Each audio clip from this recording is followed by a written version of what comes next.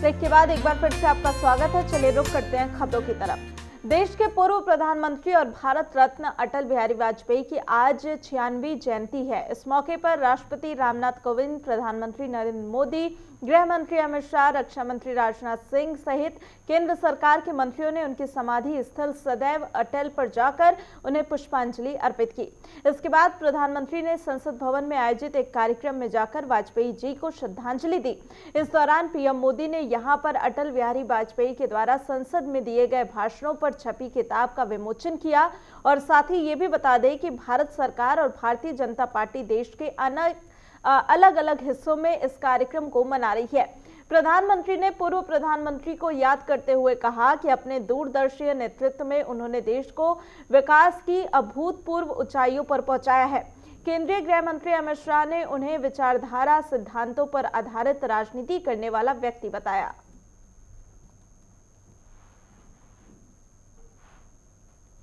भारत समेत दुनिया भर में कोरोना गाइडलाइन के साथ क्रिसमस मनाया जा रहा है। महामारी के प्रकोप के बीच श्रद्धालुओं का उत्साह बना हुआ है और चर्च के बाहर बड़ी संख्या में लोग एकत्र होकर क्रिसमस का पर्व हर्षोल्लास के साथ मना रहे हैं।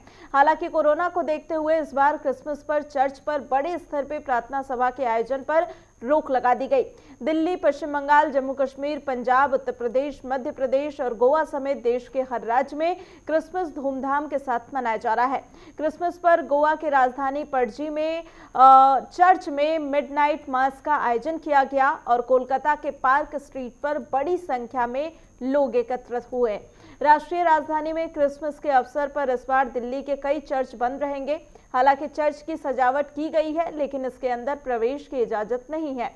वायरस संक्रमण के चलते श्रद्धालुओं के प्रवेश पर रोक लगा दी गई है। सिर्फ चर्च के सदस्य प्रार्थना कर सकेंगे, जिसके लिए विशेष व्यवस्था की गई है।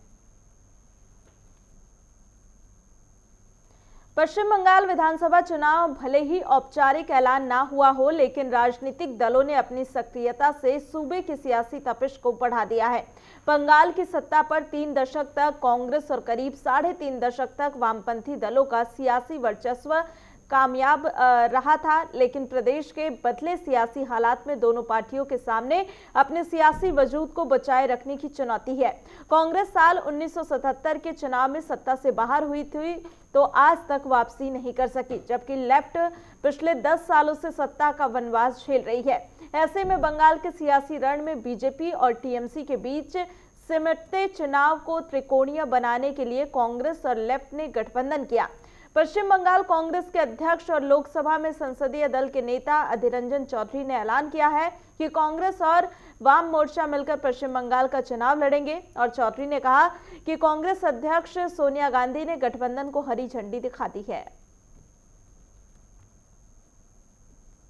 कोरोना वायरस के दैनिक मामलों में लगातार उतार और चढ़ाव का सिलसिला जारी है। गुरुवार की तुलना में आज दैनिक मामलों में मामूली सी गिरावट दर्ज की गई और गुरुवार को जहां 24,712 लोग इस वायरस की चपेट में आए थे, वहीं केंद्रीय स्वास्थ्य मंत्रालय के आंकड़ों के अनुसार पिछले 24 घंटे में कोविड-19 के 23,068 नए मामले रिपोर्ट किए गए।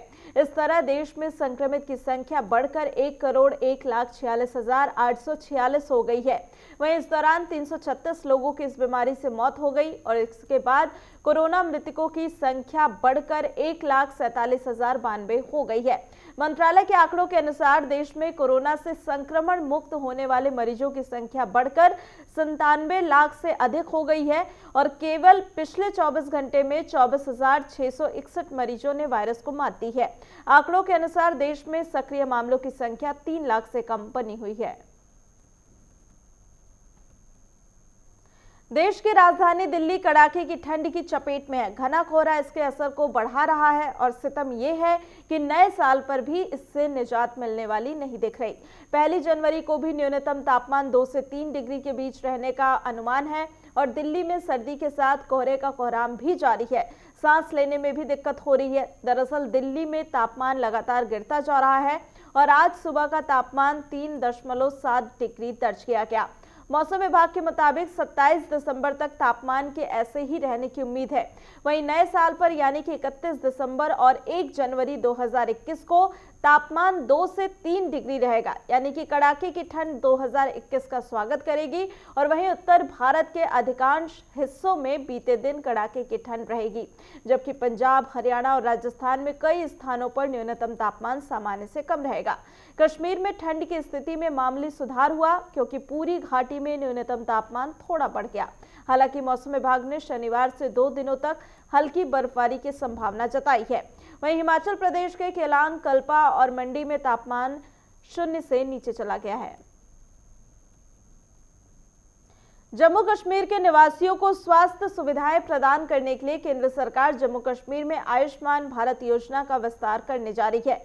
प्रधानमंत्री मोदी कल वीडियो कॉन्फ्रेंसिंग के माध्यम से आयुष्मान भारत पीएम जे सेहत नाम की योजना का शुभारंभ करेंगे। और इस योजना का उद्देश्य जम्मू कश्मीर में यूनिवर्सल हेल्थ कवरेज सुनिश्चित करना है, जिसका एक उद्देश्य वित्तीय सुरक्षा प्रदान करना और सभी नागरिकों और समुदायों को बेहतर से बेहतर सुविधा कम से कम पैसे में प्रदान करना है।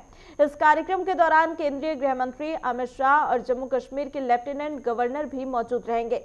ये योजना जम्मू कश्मीर के सभी निवासियों को मुफ्त बीमा की सुविधा मुहैया कराई जाएगी और इसमें एक परिवार के लिए 5 लाख रुपए का बीमा कवर किया जाएगा। ये योजना प्रधानमंत्री जन आरोग्य योजना के साथ काम करेगी और इस योजना की खासियत ये है कि इसकी सुविधाओं को देश के किसी भी हिस्से में पोर्टेबल किया जा सकता है।